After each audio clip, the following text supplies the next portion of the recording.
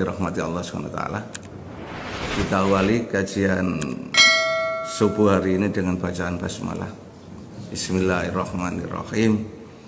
Alhamdulillah, ada dua nikmat yang saat ini diberikan oleh Allah kepada kita yang patut untuk kita syukuri. Sebagaimana disampaikan oleh Rasulullah, nikmatani maqbunun ala katsirin minan nas. Yang pertama adalah as-sihhatu, kesehatan. Yang kedua adalah wal faragh, kesempatan. Dua kenikmatan inilah yang menyebabkan kita bisa hadir di tempat ini. Banyak orang yang sehat tapi nggak sempat, nggak bisa. Banyak orang yang sempat tapi nggak sehat, juga nggak bisa. Oleh karena itu, patut hari ini kita bersyukur pada Allah diberikan dua kenikmatan ini sehingga kita bisa hadir di tempat ini. Sekaligus menggugurkan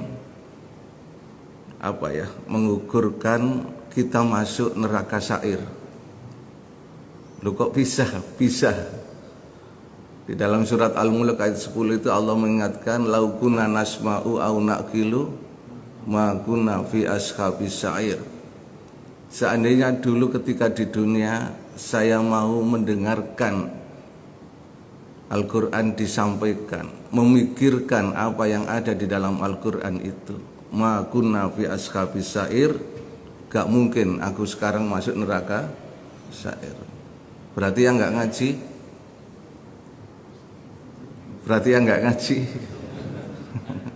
oleh karena itu insya Allah kita menggugurkan kita masuk neraka syair. Saya yakin insya Allah, semoga Allah meridhai yang hadir di tempat ini termasuk orang-orang yang insya Allah tidak akan pernah menginjakkan kakinya di neraka syair. Amin ya rabbal alamin. Bapak Ibu hadirin sekalian yang dirahmati Allah SWT, kajian kita hari ini temanya adalah membongkar cara setan menyesatkan manusia. Saya kok berpikir gimana ya membongkar cara setan menyesatkan manusia. Tapi nggak apa-apa, ini tema penting untuk menarik kita supaya memahami bagaimana sih strateginya setan itu menggoda kita. Dan sebenarnya setan itu siapa sih? Dan bagaimana cara-caranya setan itu menggoda kita. Dan yang terakhir nanti bagaimana upaya kita untuk bisa keluar dari jerat-jerat setan ini. Insya Allah ada waktu berapa? Setengah jam cukup ya? Ya, nanti kita sharing aja ya terakhir. Baik, langsung aja. Ada pertanyaan yang harus kita jawab supaya kita paham apa yang akan kita kaji hari ini. Yang pertama kaitannya dengan apakah setan itu makhluk. Itu harus terjawab gitu. Karena kalau kita tidak memahami setan, jangan-jangan kita nggak tahu setan itu apa kan itu ya. Kita mungkin sering berbicara setan, tapi kita nggak ngerti setan itu apa. Begitu juga dengan jin. Jin itu apa sih? Nah, itu. Jadi jin itu adalah makhluk dan setan itu adalah sifat. Allah menciptakan makhluk itu ada dua. Wa ma khalaqtul jinna wal insa. Jin dan manusia. Berarti nggak menciptakan setan. Jadi setan itu bukan makhluk. Jadi nggak benar kalau kita mengatakan ono makhluknya setan, nggak ada. Jadi yang makhluk itu apa? Jin. Yang diciptakan oleh Allah itu jin. Lah kalau gitu berarti setan nggak ada? Ya nggak ada. Karena setan itu bukan makhluk. Setan itu apa? Sifat. Sifat itu apa? Yang mensifati. Jadi as-syaitan fil lughati Arabiyah. Setan itu adalah enggak begitu kelihatan. Ya tuluk ala kulli atin mutamarrid. Jadi setan itu adalah sifat untuk menyebut setiap makhluk yang jahat. Karena sifatnya itu adalah mensifati, maka kalau setan ini melekat kepada jin, jinnya ini mempunyai sifat setan. Kalau melekat pada manusia, berarti manusia ini mempunyai sifat setan. Jadi semua bentuk atau sifat yang mensifati sesuatu yang jelek namanya apa? Setan. Jadi setan itu adalah sesuatu yang mengajak kita kepada kejelekan. Mau ngaji, ada saja persoalan, yaitu namanya apa? Setan. Jadi setan itu adalah senantiasa mengajak kepada kejelekan. Kalau saya katakan di sini, yang tidak taat, suka membelot, suka maksiat, suka melawan aturan dan semacamnya. Pokoknya setan ini radikal lah.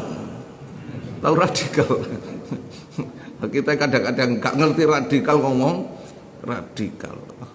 Jadi radikal itu adalah ketika aturan ini sudah ditetapkan oleh Allah, terus gak mau melakukan bangkang, namanya apa ini? Radikal, yaitu radikal. Jangan ngomong tidak langsung radikal apa sih radikal itu? Jadi kalau semua orang melaksanakan sholat subuh, terus ada orang Islam nggak melaksanakan sholat subuh, namanya apa itu? Radikal itu. Paham radikal ya? Jadi kalau sudah berseberangan dengan aturan Allah itu namanya radikal. Nah, pertanyaannya radikal sekarang itu di mana radikal menurut versi siapa gitu loh? Kalau versinya bukan Allah ya bukan radikal itu. Oke. Setan itu sebagaimana disebutkan oleh Allah dalam surat An-Nas terdiri dari dua golongan, minal jinnati wan nas, dari golongan jin dan manusia. Sebelumnya ayat itu mengatakan allati yuwaswisu fi sudurinas minal jinnati. Jadi setan ini bisa mensifati jin, bisa mensifati apa? Manusia. Artinya jin itu bisa jadi setan, manusia juga bisa jadi setan. Jadi kalau ada orang ngajak kepada kejelekan, jenengnya apa Pak? Setan itu. Paham ya? Mau ngaji diajak untuk jogging, kapan lagi sih, ayo jogging. Apa namanya? Setan. Ini yang jelas kelihatan, yang nggak jelas ada namanya jin. Rasanya hati ini nggak enak. Ada pernah gitu ya? Merasakan hati kita nggak enak. Gitu. Alladzi yuwaswisu fi sudurin nas, senantiasa membisikkan kejelekan dalam diri manusia. Berarti apa ini? Jin. Yang tergolong jin termasuk apa ini? Setan.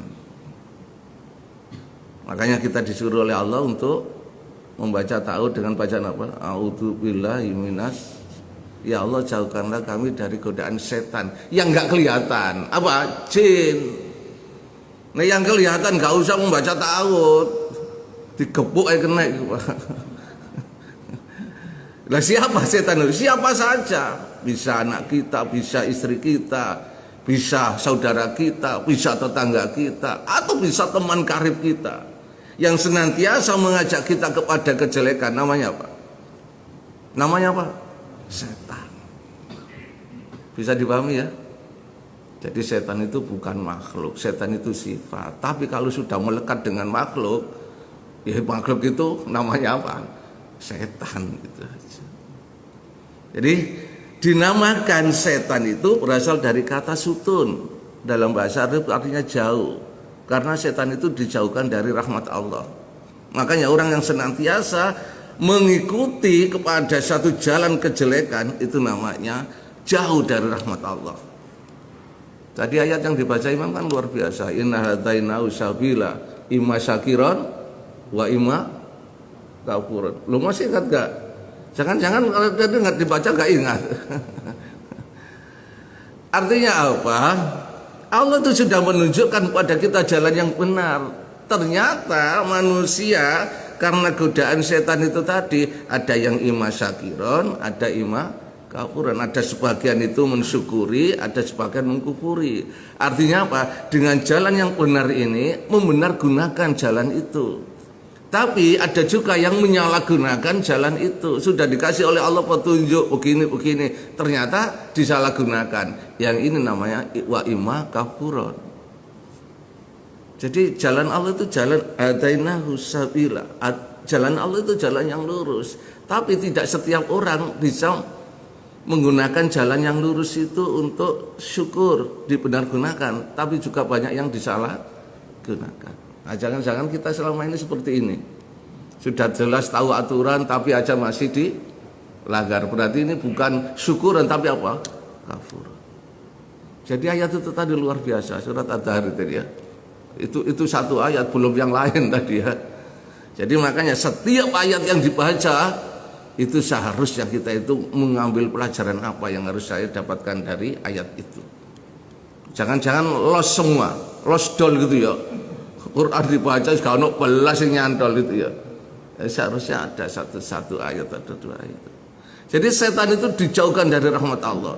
Sedangkan dinamakan jin karena memiliki sifat istinan, yaitu artinya tersembunyi, tidak kelihatan. Makanya sampai Allah mengatakan dalam surat Al-A'raf 27, innahu yarakum, sesungguhnya jin itu melihat kamu, wa qabiluhu, dan bisa ketemu dengan kamu itu min haitsu la tarawnahum, dimanapun saja, sedangkan kamu tidak bisa melihat. Allah yang itu. Jadi jin itu bisa melihat kita nggak bisa melihat jin. Ada pertanyaan, loh ada orang bisa melihat jin? Oh itu abnormal. Itu apa abnormal itu Pak? Ya gak normal. Jadi kalau ada orang bisa melihat jin itu tidak normal. Yang normal bagaimana? Tidak bisa melihat jin. Jangan-jangan di sini ada yang sudah berkenalan dengan jin. Ya nggak apa-apa, bisa aja kalau Allah menghendaki. Tapi persoalannya untuk apa? Untuk apa? Karena apa? Masing-masing katanya Allah mempunyai alam sendiri. Yang penting itu lakum dinukum waliyatin, kan itu ya. Wes urusamu, alammu urusamu, urusanku ya urusanku. Mengapa sih kita masih mengikuti urusan mereka? Sehingga kalau ada orang, mohon maaf, manusia menggunakan mereka untuk meraih apa biasanya itu Pak? Meraih sesuatu yang diinginkan, berarti secara nggak langsung kita sudah menjadi hambanya mereka. Makanya berbahagialah kita gak ngudik itu, gak ngurusi mereka. Ada yang di sini menggunakan kekuatan gitu ya.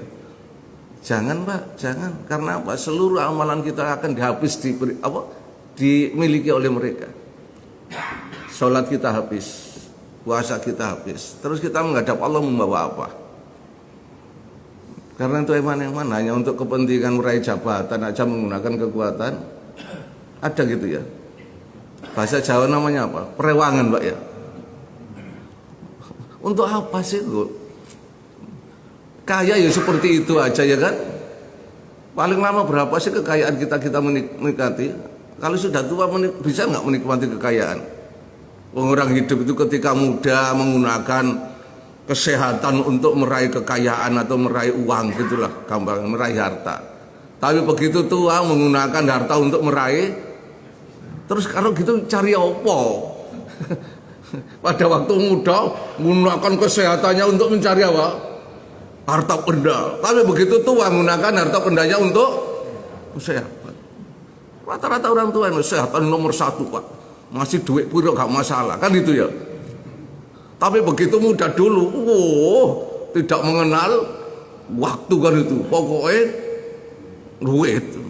Tapi saiki pokoknya terus ketika kita pikir-pikir lah, kalau itu buat apa kita meraihnya untuk meraih ke segitu? Toh akhirnya kita nanti akan menggunakan itu untuk kesehatan kita. Karena itu tolong kalau bisa hindarkanlah meraih apa? Jadi apa? Ketua RT gitu ya. Menggunakan apa? Kekuatan jin gitu ya. Bisa saja mereka itu makhluk Allah, bisa diperintah, bisa karena manusia itu lebih tinggi kan. Tapi persoalannya untuk apa? Kalau amalan kita itu habis diambil oleh mereka. Nah, itu perlu dipikirkan. Makanya kalau bisa nggak usah menggunakan kekuatan, gunakan kekuatan Allah. La haula wala quwata illa billah. Meskipun nggak jadi kepala nggak apa-apa kan dia. Kita sudah punya kepala aja ya, gitu ya. Atau untuk apa sih? Untuk jadi kepala untuk apa sih? Untuk prestis saja kan ya. Saya terus terang pernah jadi kepala Pak, hampir 10 tahun ya. Tapi kenyataannya ya seperti itu aja lah. Malah saya jarang bisa tidur. Justru ketika saya nggak jadi kepala bisa tidur nyenyak. Nah, tolong yang pernah jadi kepala itu. Jadi tolong, innahu yarakum. Jin itu bisa melihat kita, bisa bertemu kita kapanpun mereka itu. Tapi kita nggak bisa lihat mereka. Itu Allah mengatakan. Nah, kalau kita kepingin bertemu dengan mereka ya bisa saja. Cuma ya itu tadi konsekuensinya kita harus siap menjadi hambanya mereka. Bisa dipahami ya? Oke. Setan merupakan musuh terbesar umat manusia. Setan terus melakukan upaya untuk membawa hasutan, keburukan dan kejahatan ke dalam dada manusia. Makanya sampai Allah mengingatkan dalam surat Al-Baqarah ayat 208 ya. Wala tattabi'u khutuwatis setan. Jangan mengikuti ajakan setan itu. Innahu lakum aduwwum mubin. Setan itu musuh yang nyata. Artinya apa? Ada setan itu. Makanya minal jinnati wan nas, dari golongan jin dan dari golongan apa? Manusia. Itu nyata. Jadi setan itu nyata loh, Pak. Artinya nyata, kita harus waspada. Lah kita itu mohon maaf. Dalam beberapa ayat dikatakan min baini aidi wa min khalfihim kan itu ya. Setan itu dari depan, dari belakang, dari samping kan gitu ya. Jadi seluruh penjuru dalam diri kita itu sudah dikuasai oleh apa? Setan. Makanya nanti bagaimana kita bisa keluar dari jerat setan itu yang terakhir kita coba. Jadi setan itu musuh yang nyata. Di depan kita ini ada setan, di belakang kita ada setan, samping kiri setan, samping kanan juga setan. Oh bukan. Artinya selama mereka itu tidak ngajak jenengan berbuat jelek, itu duduk setan. Nek ngajak berbuat jelek, ngaji dijak ngomong aja, berarti apa ini? Setan itu gitu. Tapi nek ngaji ojo ngantuk, itu berarti duduk setan itu. Menungso. Jadi setan itu nggak bisa kita keluar dari jerat setan kalau menurut ayat ini gitu ya. Oke. Ini sumpahnya setan yang disampaikan oleh setan kepada Allah. Ola Rabbi bima awaitani, surat Al-Hijr ya, ayat 39 sampai 42. La uzayyinanna lahum fil ardi wala ughwiyannahum ajmain. Wah, luar biasa ini sumpahnya ya. Ya Allah, karena Engkau telah apa ya, mentitahkan ya, menjustifikasi, ngecap enggak Bapak? Mengenas bahasa dulu ya. Karena Engkau telah mentitahkan gitu ya. Apa titah itu ya? Apa ya? Apa? Ya itu ya, pokoknya karena Engkau telah pokoknya ngono lah. Aku ini sebagai makhluk yang sesat atau makhluk yang tersesat kan gitu ya. Dia mengakui kalau setan itu sudah menjadi makhluk yang sesat. La uzayyana lahum fil ardi, maka aku akan jadikan apa yang ada di muka bumi itu indah di hadapan manusia. Dan aku akan sesatkan mereka semua ajmain. Ini sumpahnya siapa ya? Iya, jin yang kesetanan itu atau manusia yang setan. Jadi dalam hidup kita ini, di hadapan kita itu ada setan yang sudah bersumpah di hadapan Allah. Makanya tugasnya setan itu menggoda manusia. Jadi ini ono uang goda menungso berbuat elek jenenge apa itu? Karena sudah sumpah itu. Enak kok saya sendiri yang masuk neraka. Cari teman itu. Jadi intinya setan ini, setan yang maksudnya jin tadi ya, sudah paham ya. Itu setiap hari tidak pernah tidur, Pak. Jadi setan nggak pernah tidur. Itu senantiasa menggoda manusia. Kita ini manusia anak tidur ya. Artinya ada waktu istirahatnya. Tapi setan nggak pernah istirahat. Jadi sing nggodha lho gak tahu istirahat, sing digodha sing iso istirahat. Makanya kita kadang-kadang kalah gitu ya. Enggak ngantuk. Karena alamnya beda. Nah, alam kita ini dibatasi oleh ruang dan waktu. Makanya begitu ngaji kayak didik apa oleh sendenan langsung ngantuk biasa. Karena dibatasi oleh ruang dan waktu. Makanya kalau ngaji usahakan jangan sendepel supaya enggak ila ibadah kami numul mukhlasin, kecuali yang tidak bisa digoda oleh setan siapa? Orang yang ikhlas. Jadi yang nggak bisa digoda oleh setan itu ternyata cuma satu, orang yang ikhlas. Ikhlas itu apa? Berasal dari kata kholas, artinya apa? Selesai. Kholas kan selesai. Artinya nggak punya kepentingan pribadi, gak kepingin dipuji, gak kepingin dihargai, gak kepingin dilihat orang, gak kepingin menunjukkan pada orang, gak kepingin, ya pokoknya untuk kepentingan pribadi. Semuanya itu adalah karena Allah. Itu namanya ikhlas.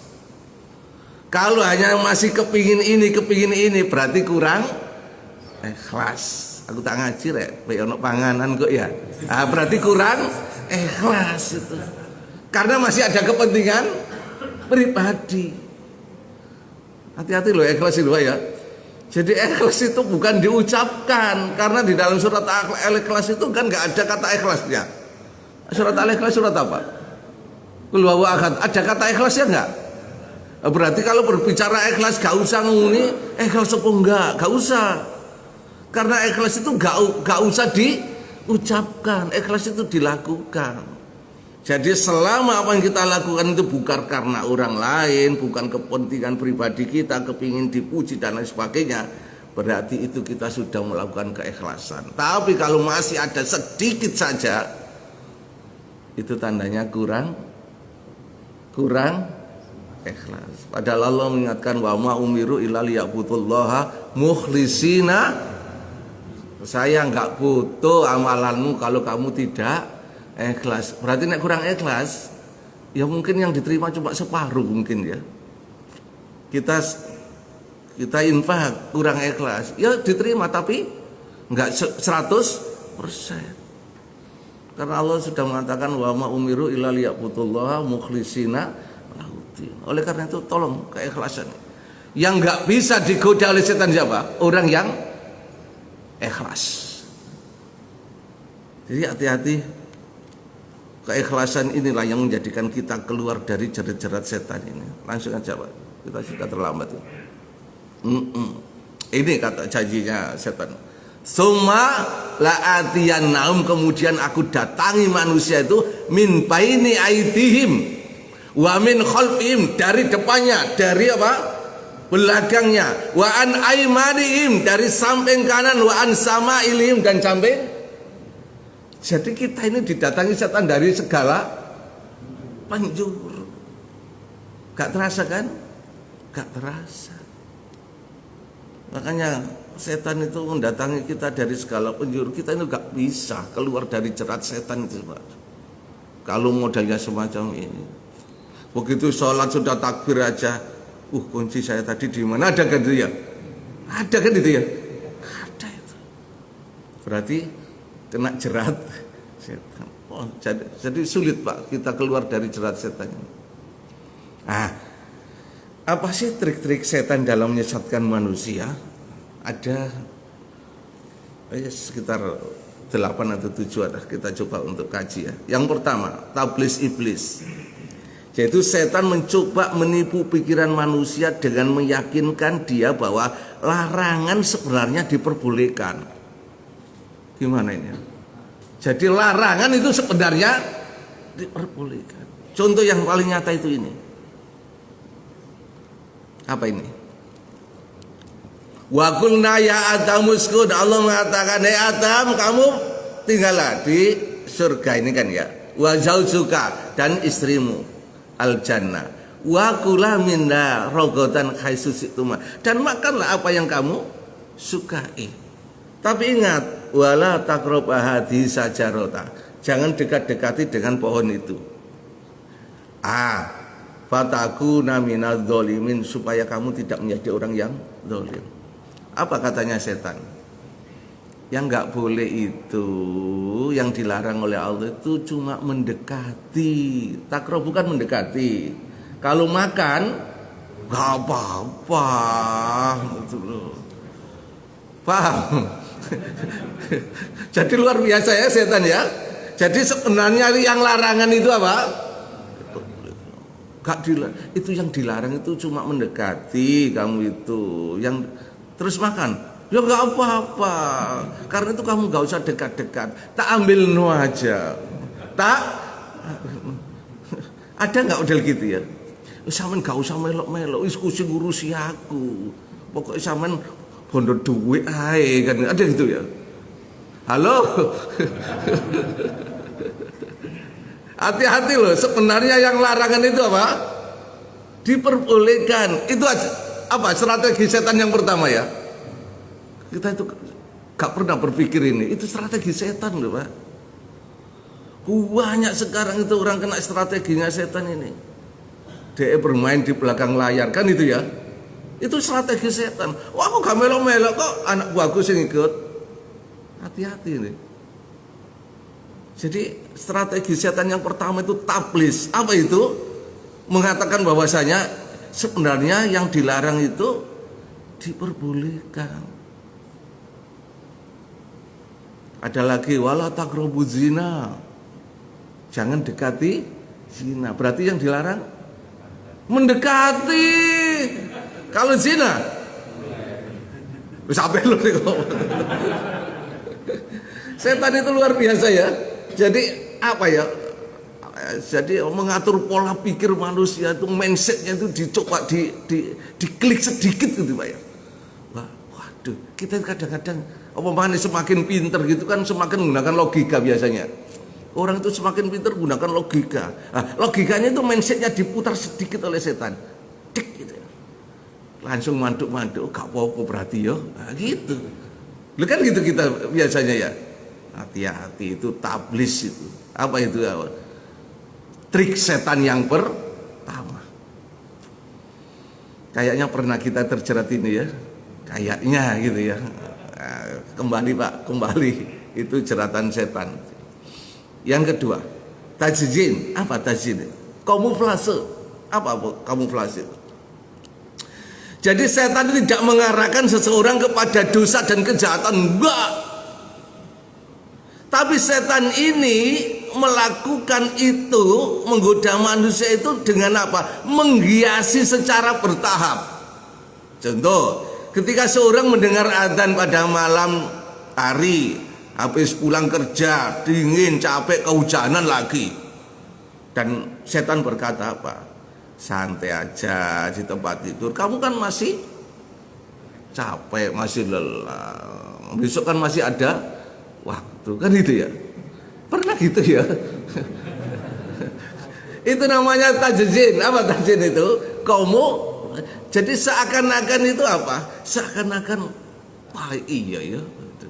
Makanya jangan terlalu sering ngelamun, Pak. Lu betul loh.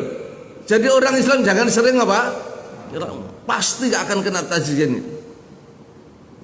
Makanya kalau ada bapak-bapak malam hari merokok sambil melihat, hati-hati itu, hati-hati.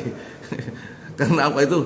Makanan empuk setan itu. Oh, ini ada orang sedang galau ini ya. Nah, itu.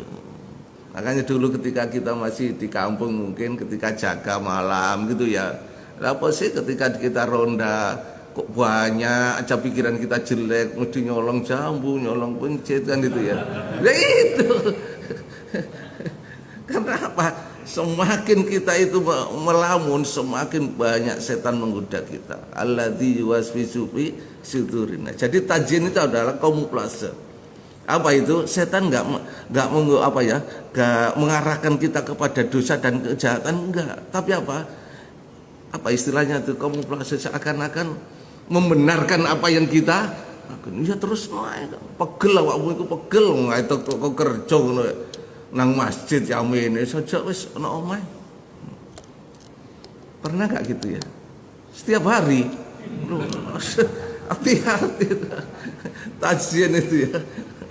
Yang ketiga, taswif, melambatkan taubat. Apa melambatkan taubat itu?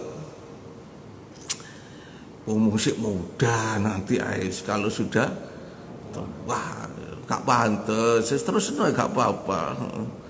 Kapan lagi? Pomong ada kesempatan. Perkara taubat engko ae nok mburi kan gitu ya. Padahal kita nggak tahu. Allah mengingatkan kullu nafsin dha'iqatul maut. Idza jaa ajaluhum la yastakhiruna sa'atan la yastaqdimun. Kematianmu itu nggak bisa dipercepat dan nggak bisa diperlambat. Karena itu setiap hari taubatlah, astaghfirullah wa atubu ilaih. Ojo ngenteni tua. Iya nek matine tua. Halo, iya nek matine tua. Kira-kira kalau mohon maaf, kelapa itu yang disukai orang kelapa tua apa kelapa muda? Kelapa muda. Makanya hati-hati yang muda-muda disuka itu. Jadi jangan nunggu tua kalau kita mau tobat, atau jangan nunggu setelah hari raya atau ketika puasa ya. Kalau hari ini kita melakukan kejahatan, segera bertobat. Astagfirullah wa atubu. Kita banyak-banyak bertobat pada Allah. Ya jangan hanya istighfar tok. Karena di dalam surat apa itu ayat 39 surat Saba ya. Wa inni laghafarun liman taba wa amana wa amilas sholihat tsumma ihtada. Dan aku akan mengampuni manusia itu. Jadi Allah mengampuni ya. Siapa itu? Satu, liman taba, yang taubat. Jadi nek muni astagfirullah wa atubu ilaih itu gurung taubat itu. Iku sik diucapkan saja di mulut. Lah caranya gimana? Tubuh summah wa ini la ghafurun liman taba, yang taubat. Taubat itu apa ya? Berhenti dari perbuatan jelek kan itu ya. Tidak mengulangi lagi, itu namanya taubat. Wa amanah didasari oleh keimanan, wa amila sholihah dan melakukan amal soleh. Jadi taubat itu harus melakukan amal soleh. Makanya sampai Rasulullah mengingatkan, wa atbi'is sayyi'atal hasanata tamka. Tutupilah perbuatan jelekmu dengan perbuatan baik. Berarti orang taubat itu harus melakukan apa? Apa? Orang taubat harus melakukan apa? Kebaikan. Dalam surat Hud ayat 114, innal hasanati yudhibna sayyiati. Sesungguhnya kebaikanmu itu menutupi kejelekan. Berarti taubat kalau tidak melakukan kebaikan belum taubat namanya. Makanya sampai dijelaskan oleh Allah yang terakhir apa? Yang wa amanah wa amilas sholihah, dan harus melakukan amal soleh. Jadi intinya taubat itu harus melakukan amal soleh. Gak boleh taubat hanya sekedar duduk astagfirullah, astagfirullah, astagfirullah 1000 kali gitu ya. Gak bisa, harus melakukan kebaikan. Sumah tada, dan dilakukan itu dengan cara apa? Istiqomah, terus menerus, baru akan diampuni oleh Allah dosa kita. Kalau tidak begitu belum diampuni. Jadi tolong ya, kalau kepingin diampuni oleh Allah jangan hanya membaca istighfar saja, tapi harus apa bentuk realisasinya. Makanya hati-hati, godaan setan yang keempat apa? Taswif, apa? Melambatkan taubat. Yang kelima, tahwim. Apa tahwim? Setan mengajak manusia untuk meremehkan dosa-dosa kecil. Pernah nggak gitu ya? Sekawa atas dosa gede tok. Kono iku lho zina, aku mek jembok-jembok tok ae ambek apa purel apa kene biasa itu. Mek ada sih jembok-jembok tok. Kan sing penting gak zina sih aku kan gitu ya. Pak, ada nggak gitu? Jadi kita kadang-kadang meremehkan dosa-dosa kecil. Atas korupsi mek 1 juta, kono iku lho korupsi sing berapa itu? Miliatan itu. Ya iku sing gak boleh itu. Orang lain jauh lebih banyak dari aku kan gitu ya. Jadi seakan-akan yang kita lakukan yang kecil itu kayaknya apa ini? Itu namanya meremehkan dosa-dosa kecil. Itulah jeratnya setan yang tahwin itu. Pernah nggak kita semacam itu ya? Gak apa-apa, mau didik-didik, kono lho, kepalaku lho malah. Ada gitu ya. Jadi kalau ada orang yang merasa bahwasanya dosa-dosa kecil itu nggak apa-apa, itu sudah kena jerat setan namanya tahwin. Makanya hati-hati. Jangan tahu nggak dosa besar itu? Ternyata dosa besar itu adalah kumpulan dari dosa-dosa kecil. Jadi kalau dosa-dosa kecil itu kalau dikumpulkan jadi apa Pak? Besar. Nggak ada orang langsung melakukan dosa besar, nggak ada. Contoh orang mencuri, gak mungkin ada apa-apa langsung mencuri, gak mungkin. Sudah didahului dengan proses yang kecil. Contoh bahasa Jawanya ngentit, ya apa mana ngutil, apa mana. Kan pernah gitu ya. Jadi kalau sedikit-sedikit ini sudah dilakukan, numpuk jadi dosa besar, maling. Zina juga gitu, zina kan dosa besar. Gak mungkin ada orang-orang begitu langsung zina, gak mungkin. Kaitannya, tahu kaitannya ya? Jadi ada begitu sudah, oh ternyata bisa ya, cobain nah kalau gitu. Nah itu namanya dosa besar itu ternyata dari dosa-dosa yang kecil. Makanya ketika melakukan dosa-dosa yang kecil ini, tolong itu jangan diremehkan itu. Kalau sudah diremehkan, oh akan terjadi dosa besar. Jadi jangan dikira orang koruptor itu asalnya gak ngendet, justru sering ngendet. Nah, begitu sudah punya kesempatan dan ada kemauan, gimana? Dilakukan. Jadi hati-hati ya, koruptor itu bukan langsung Pak, dimulai dari yang kecil. Biasanya sih tadi setap, ngono iku titik-titik Pak ya. Engko tadi kepala seksi rodok kayak titik ya. Kepala bagian tambah maneh, engko nek kepala pokoknya kepala baru hati-hati itu. Jadi biasanya korupsi itu dari yang kecil-kecil dulu. Oke. Atais, apa atais? Yaitu setan membuat manusia putus asa dalam bertobat. Dosa yang dimiliki orang hamba besar sulit diampuni. Maksudnya gimana? Atais. Jadi gini, maksudnya atais itu. Ada orang yang putus asa untuk tobat. Awak dhewe wis kadung elek. Tahu elek Pak ya? Awak dhewe wis kadung kakean dosa ya. Ada istilah Jawa mengatakan apa? Cincin gak urungane teles. Terus ya apa? Diceguri ae kan gitu ya. Mohon maaf ya, pernah nggak dulu ketika zamannya Bu Risma jadi wali kota, ketika kunjung ke daerah, mohon maaf, sekitar Doli gitu, di rel kereta api itu ada orang tua yang mohon maaf menjajakan dirinya kan itu ya. Bu, sampeyan wis tuwek ngene kok golek opo kan gitu ya. Bu, kula niki wis ket biyen kaya ngeten mesisan wis. Artinya apa? Putus asa wis kadung elek ya. Jadi sudah tua sih tetap menjajakan dirinya. Jadi pelacur. Apa? Tanggung ya. Mesisan sampai mati ngono ya. Oh. Itu namanya atais. Apa atais itu? Oh, liyane gede-gede apa-apa mesisan wae ya. Tanggung. Kapan maneh pompong ngono. Setan itu menggoda manusia dengan cara apa? Mereka membuat manusia itu putus asa dalam bertaubat. Wong sing gak masalah, gak dicekel bisa. Kan ada gitu ya. Gak urungane ya 3 tahun kan itu ya.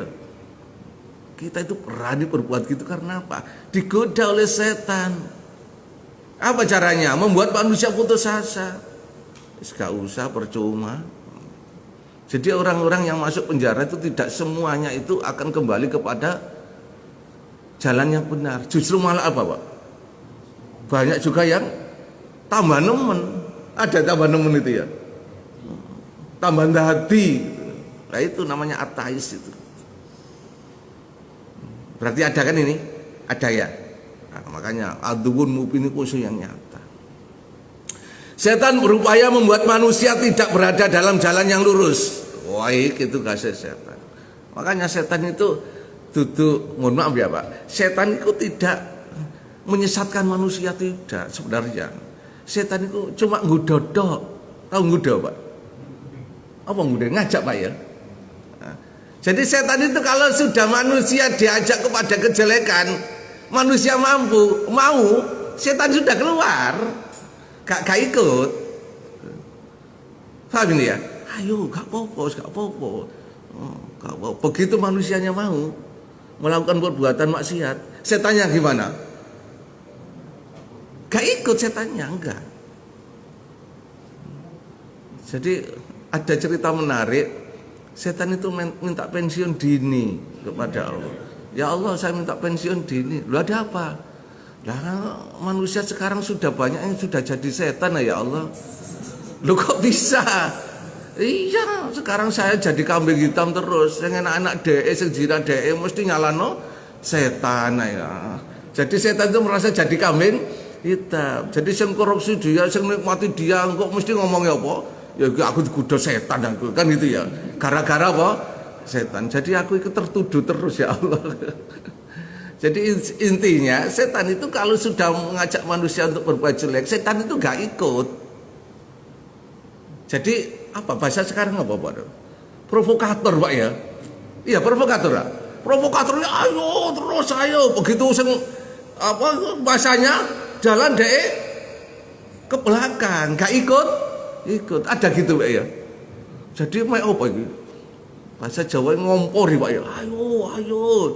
Begitu orang sudah melakukan kejelekan deh rokokan Pak ngono iki. Jadi orang buri. Jadi setan itu berupaya untuk membuat manusia tidak berada dalam yang itu setan itu. Setan tidak akan mencuri ini yang harus cari.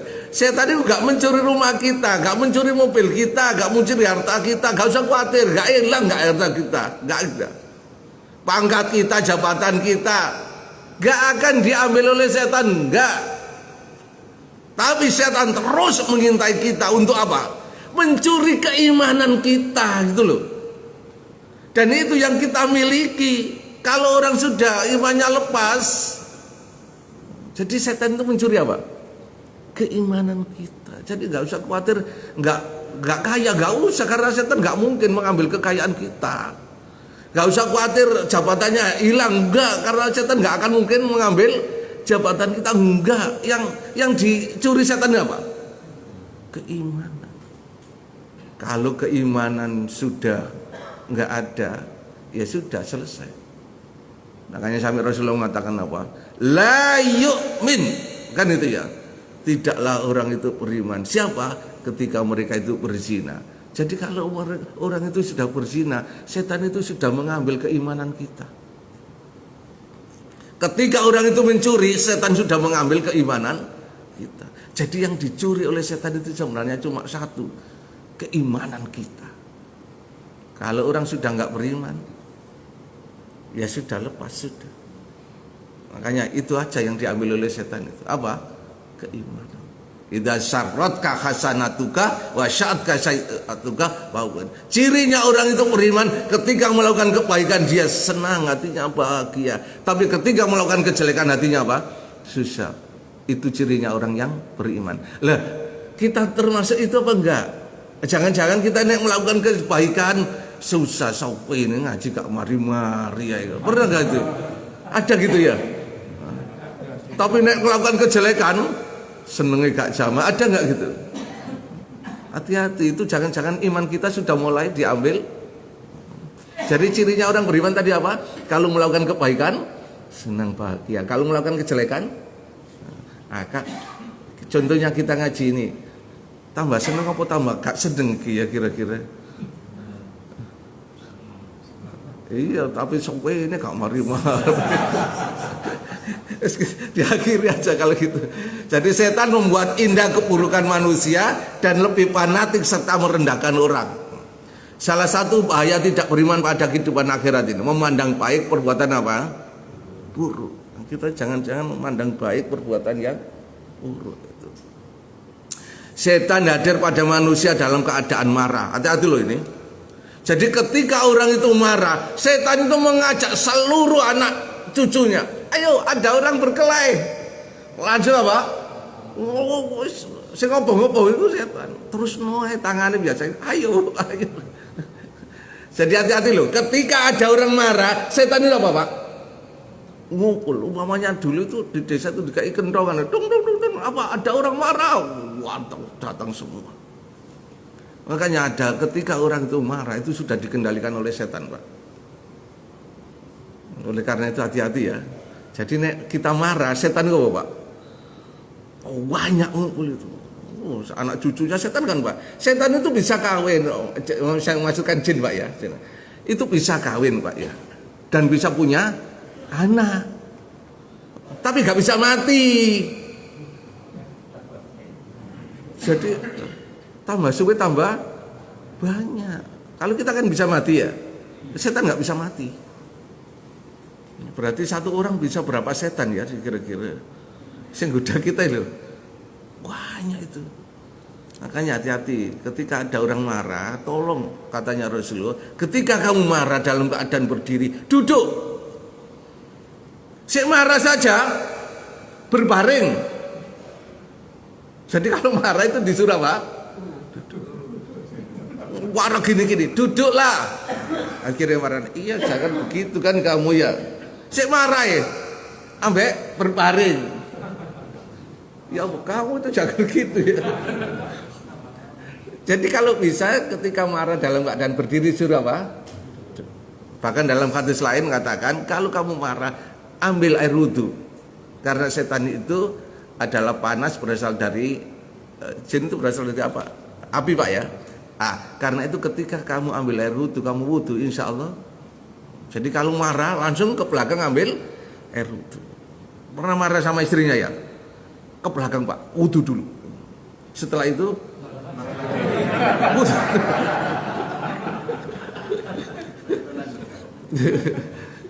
ya Pak, dilanjut tak? Mari wudhu kok enggak bisa. Setan menjadikan manusia tinggi angan-angan, takut akan kemiskinan, menghasut untuk dapat kaya dengan jalan yang haram.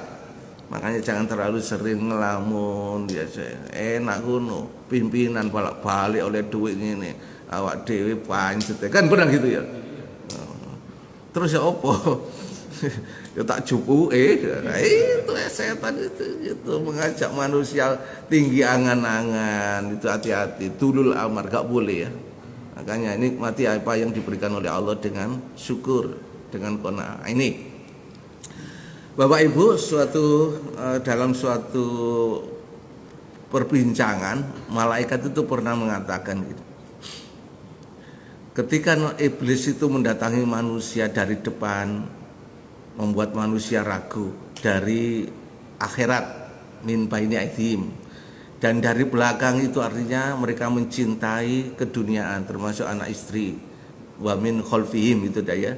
Kalau dari kanan itu urusan agama akan dibuat tidak jelas.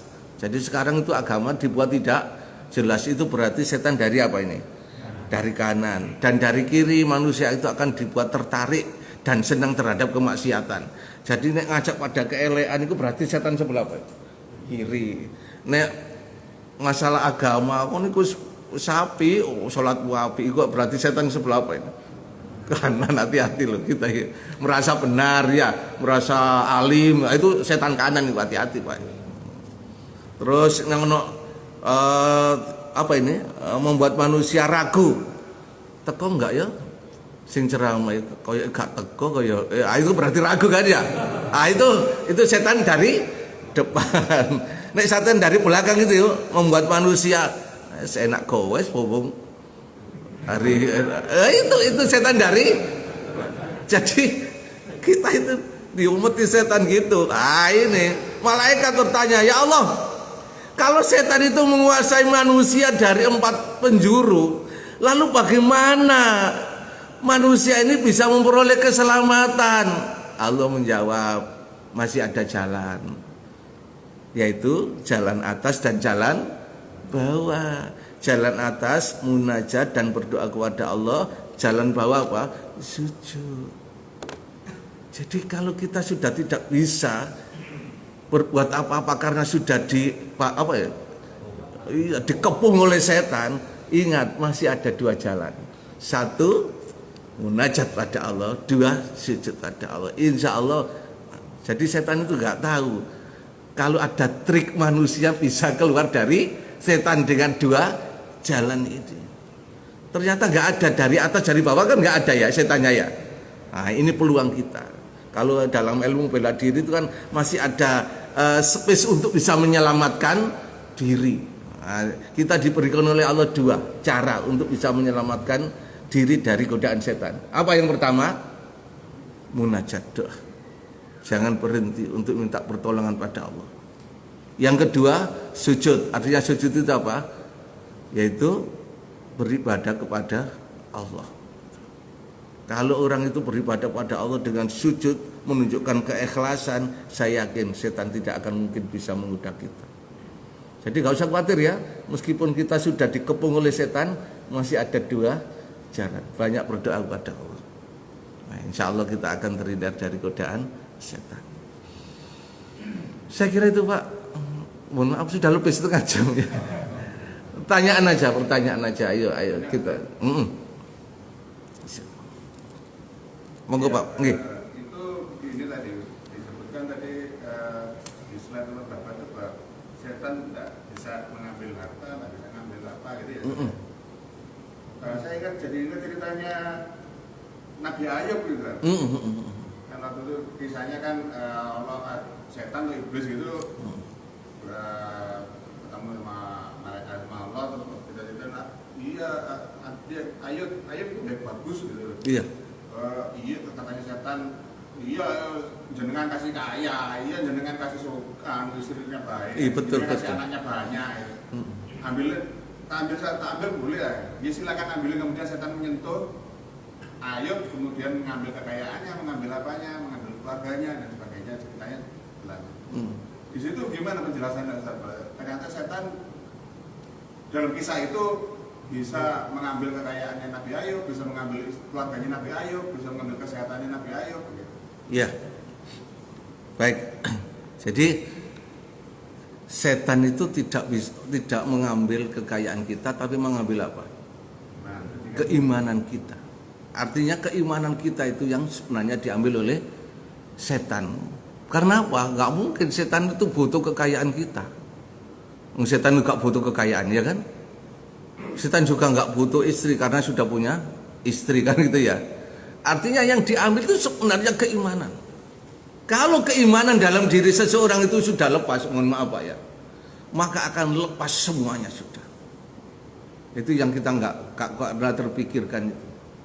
Jadi apa gunanya kekayaan kalau keimanan kita sudah tidak ada? Apa gunanya kekuasaan kalau keimanan kita sudah tidak ada?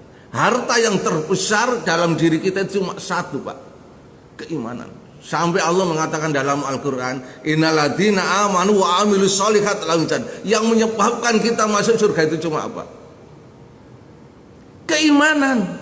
Orang kalau nggak punya iman nggak akan bisa masuk surga, nggak ada. Makanya orang kafir itu tidak akan bisa masuk surga. Oleh karena itu mohon maaf, keimanan ini adalah harta pendaki, istilahnya harta kita yang paling besar dalam diri kita yang harus kita pertahankan. Jadi kalau ada cerita Nabi Ayub seperti itu, sehingga ketika dia sakit Pak ya, maka otomatis ketika dia sakit pada saat itu istrinya melarikan diri kan itu ya, anaknya melarikan diri. Harta benda yang digunakan, yang dimiliki habis digunakan untuk berobat kan gitu ya. Jadi ketika orang itu, mohon maaf, keimanannya sudah lepas, maka semuanya itu tidak ada gunanya. Itu menunjukkan gitu. Artinya begitu Pak. Artinya ketika keimanan kita itu sudah lepas, maka gak ada yang bisa kita banggakan dalam kehidupan ini. Adapun harta Nabi Ayub habis, ya otomatis ketika dia sudah ditinggal oleh anaknya, berobatnya sudah gak pernah berhenti kan gitu Pak ya. Habis, gak bisa bekerja dan lain sebagainya. Otomatis dengan sendirinya itu akan hilang sudah, terambil gitu. Aja yang menjadikan hidup kita ini bisa seperti ini karena iman. Iman itu apa? Spiritual. Spiritual itu apa? Spirit apa spiritual? Semangat. Makanya yang menjadikan kita hidup ini karena keimanan sebenarnya. Orang kafir itu karena nggak punya keimanan, maka menganggap di dunia ini adalah segala-galanya. Makanya orang kafir itu nggak punya harapan masuk surga. Sehingga apa? Dianggap dunia ini harus dimiliki. Kalau bisa jabatan itu nggak boleh berhenti, harus apa? Nah, harus ditambah lagi itu. Karena apa? Mereka takut. Soalnya orang kafir itu nggak punya harapan di surga. Seakan-akan hidup di dunia ini ya segala-galanya. Jadi cuma itu versi pemahamannya saja Pak ya, pemahaman. Jadi artinya ya nggak apa-apa pemahaman seperti itu. Tapi kalau menurut saya setan nggak mengambil harta kita. Tapi kalau keimanan sudah terambil, sudah nggak ada artinya hidup kita ini. Makanya Nabi Ayub masih kuatkan itu ya, keimanannya masih kuat. Akhirnya apa? Kembali lagi kan ketika Nabi Ayub itu sembuh, kembali lagi kita kuat. Jadi ketika Nabi Ayub sembuh, istrinya juga seneng mana, harta bendanya juga bisa kembali sembuh. Itu oke. Jadi hati-hati, keimanan pertahankan Pak ya. Dan saya mengingatkan aja, jangan-jangan gara-gara jabatan pangkat kita, keimanan kita ini menurun. Seharusnya mohon maaf, seharusnya mungkin terakhir, seharusnya semakin tinggi jabatan pangkat seseorang, itu semakin tinggi pula amal ibadahnya. Kira-kira seperti itu enggak ya? Ketika jadi staf, sholatnya biasa-biasa gitu aja. Ketika jadi kasih, sholatnya sama ibadahnya. Ketika jadi kepala bagian, tambah sergap. Ketika jadi kepala bidang, tambah. Apa seperti itu enggak kira-kira ya? Halo? Lu kan gitu sih. Dulu pangkatnya kopral, sholatnya gak patek ke pelaur ya. Mudik didik nang sirsan. Rodo api didik kan itu ya. Barang sudah letnan. Mulai baik. Jadi kolonel. Sudah begitu sudah masuk pangkat pati tertinggi mana? Jenderal, tambah apa? Ngaji ini tambah sergap ibadah itu. Seperti itu kira-kira ya. Kayak enggak ya. Jadi orang itu semakin tinggi jabatannya, semakin tinggi pangkatnya, harusnya semakin apa? Itu. Jangan-jangan pangkatnya jenderal tapi ibadah kalah mbak petani biasa itu. Bisa juga gitu ya. Ini yang harus kita pikirkan ya. Jadi semakin tinggi kedudukan kita di dunia ini, harusnya semakin tinggi amal ibadah kita. Ayo tolong kita pikirkan ya. Untuk tadi kepala didik gak tahu nang masjid belas gitu ya. Ada gitu ya. Apa mana ngaji gini? Gak kira sempat gak kira-kira aja kepala-kepala ngaji sini. Ada nggak di sini kepala bagian atau apa itu direktur ngaji gitu? Jarang Pak ya? Enggak. Pengurus takmir masjid ada nggak gitu? Didatai lah jamaahnya. Sopo sing kepala bagian, kepala. Oh, nek presiden enggak. Jadi gunakan kekuasaanmu, gunakan apa itu ya, kehebatanmu. Itu tatkala untuk melakukan sesuatu yang terbaik itu ketika kamu masih mempunyai jabatan. Nek wis gak jabatan ngomong gak kanggo wis. Pensiunan kayak api terlambat sudah. Lebihan sok dadi kepala apa itu sik punya senjata ngono gunakno. Kalau jadi kene minum-minuman keras kan gitu ya, tak tembak lu kono. Itu saya guys pensiun dan gak duwe senjata dik muni.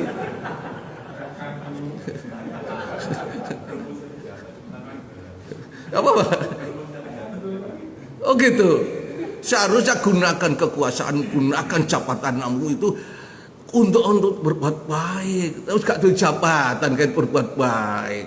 Umumnya orang ya gigi sudah ompong Pak itu Pak. Jangan-jangan kita yang ada di sini koyo ngono kabeh ya. Mohon maaf ya. Jadi umum masih menjabat, tolong Pak gunakan jabatan kita, karena itu nanti akan dipertanggungjawabkan di hadapan Allah. Kamu dikasih jabatan Allah seperti itu, kamu gunakan untuk apa? Gak enak ngaji hari ini ya, gak enak. Gara-gara setan aja.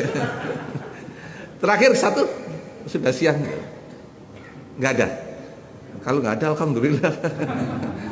Jadi intinya gini, materi ini hanya sekedar materi aja Pak ya. Jadi mari kita sikapi materi ini, oh ternyata setan itu seperti itu. Setan itu dari golongan jin dan manusia. Ternyata kita ini sulit untuk keluar dari jerat-jerat setan. Tapi masih Allah masih memberikan kesempatan pada kita. Apa? Yaitu atas dan bawah. Intinya begitu ya. Dan saya berharap ngaji ini bukan ngaji terakhir kan itu ya. Monggo kita cari setiap saat untuk bisa menambah wawasan kita. Karena dengan ngaji paling tidak ada 3 hal yang kita dapatkan. Insya Allah 1 tambah imannya, betul ya. 2 tambah ilmunya, betul. Yang 3 tambah amalnya. Nah gitu ya. Jadi orang ngaji ini insya Allah dapat 3. Kalau ke warkop saya nggak jamin dapat 3 ini. Ya. Jadi tambah ilmunya, tambah imannya, tambah apa? Amalnya. Insyaallah semoga Allah meridhai apa yang kita lakukan. Amin ya rabbal alamin. Kita akhiri dengan doa kafaratul majlis. Subhanakallahumma wa bihamdika asyhadu an la ilaha illa anta astaghfiruka wa atubu. Kurang lebihnya mohon maaf. Assalamualaikum warahmatullahi wabarakatuh.